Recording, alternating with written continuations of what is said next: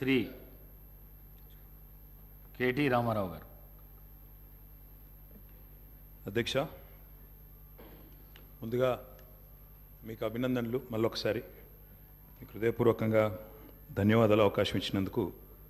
అధ్యక్ష, గవర్నర్ ప్రసంగంలో ఒక మాట అన్నారు, మేము నిర్మాణాత్మకమైన సూచనలకు బేసిజాలు లేకుండా స్వీకరిస్తాము, మా ప్రభుత్వం సాకల్యంగా అన్ని చర్చించడానికి సిద్ధంగా ఉందన్నారు. అధ్యక్ష, మరి ఈ హౌస్లో అధికార పక్షం, ఇక్కడ ప్రధాన ప్రతిపక్షంగా ఉన్నాం, తప్పకుండా ముగ్గురు నలుగురికి అవకాశం ఇవ్వాలని ముందుగా నేను కోరుతా ఉన్నాను. మా తలసాని శ్రీనివాస్ యాదవ్ గారు రెడీగా ఉన్నారు, పల్లా రాజేశ్వర రెడ్డి గారు రెడీగా ఉన్నారు, ఇంకా చాలా సభ్యులు రెడీగా ఉన్నారు.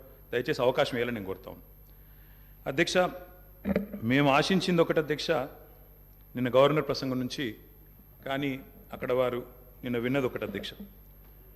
గవర్నర్ ప్రసంగం పూర్తిగా అసత్యాలు, అభూత కల్పనలు, తప్పుల తడక అని చెప్పడానికి నేను బాధపడతా ఉన్నా. ఇట్లాంటి గవర్నర్ ప్రసంగం వినడానికి ఒక సభ్యుడిగా సిగ్గుపడతా ఉన్నా అధ్యక్ష.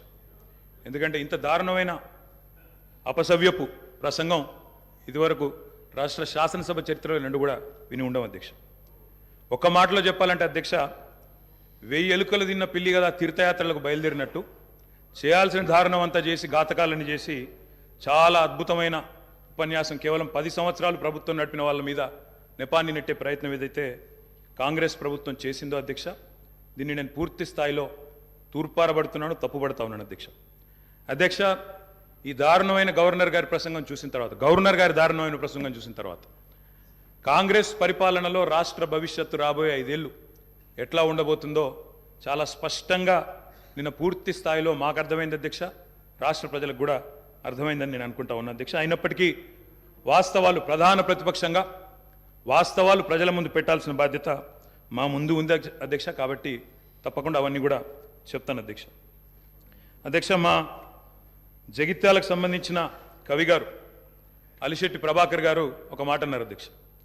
ఒక నక్క, ఇది ఆయన కవితను కోట్ చేస్తున్నాను అధ్యక్ష, ఒక నక్క ప్రమాణ స్వీకారం చేసిందట ఇంకెవరిని మోసగించనండి. ఒక పులి పశ్చాత్తాపం ప్రకటించిందట తోటి జంతువుల్ని సంహరించినందుకు. అట్లా ఉంది అధ్యక్ష. ఒక మాటలో చెప్పాలంటే ఈ గవర్నర్ గారి ప్రసంగం అదే రకంగా అనిపించింది తప్ప అందులో అసత్యాలు, సత్యదూరమైన మాటలు తప్ప వాస్తవాలు మాత్రం ఒక్కటి కూడా లేదు అధ్యక్ష.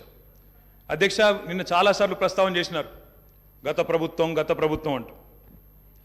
అక్కడున్నా, అక్కడ ఉన్నా, ఇక్కడ ఉన్నా, ఎక్కడ ఉన్నా అధ్యక్ష మేము ప్రజాపక్షమే. తప్పకుండా తెలంగాణకు ఎన్నటికీ స్వపక్షమే, కాంగ్రెస్ ప్రభుత్వానికి ఎన్నటికైనా విపక్షమే అధ్యక్ష. తప్పకుండా ప్రజల తరపున గొంతు విప్పుతాం. అందుకే గతంలోని వారి పరిపాలన ఎట్లా ఉందో ఒక్కసారి తప్పకుండా అద్దం చూపెట్టవలసిన బాధ్యత ప్రధాన ప్రతిపక్షంగా మా మీదనే ఉంది అధ్యక్ష. అధ్యక్ష, ఎట్లుండే అధ్యక్ష, 2014 ముందు తెలంగాణ ఘనత వహించిన వీరి ప్రభుత్వంలో ఎట్లుండే అధ్యక్ష? పడావుబడ్డ భూములు, పాడుబడ్డ ఇండ్లు, ఆకలి కేకలు, ఆత్మహత్యలు. అధ్యక్ష, మైక్ ఇవ్వండి అధ్యక్ష, మైక్ ఇవ్వండి. పడావుబడ్డ భూములు అధ్యక్ష, అందుకే కదా తెలంగాణ తెచ్చుకున్నది. తెలంగాణ ఉమ్మడి రాష్ట్రంలో నిర్లక్ష్యమైందనే కదా అధ్యక్ష, ఉమ్మడి రాష్ట్రంలో నిర్లక్ష్యమైంది, మన పట్ల వివక్ష ఉందనే తెలంగాణ తెచ్చుకున్నాం. తెలంగాణ వచ్చిన తర్వాత జరిగిన ప్రభుత్వ కార్యక్రమాల గురించి మాట్లాడుకుందాం. గతం గురించి, గత ఉమ్మడి రాష్ట్రంలో జరిగిన అన్యాయం జరిగిందనే కదా మేము కొట్లాడింది, అందరం కొట్లాడింది. అందుకే కదా ఇవాళ మన దాని గురించి ఎందుకు ఇవాళ మాట్లాడితే తెలంగాణ రాష్ట్రంలో తెలంగాణ ప్రభుత్వం ఏం చేసింది?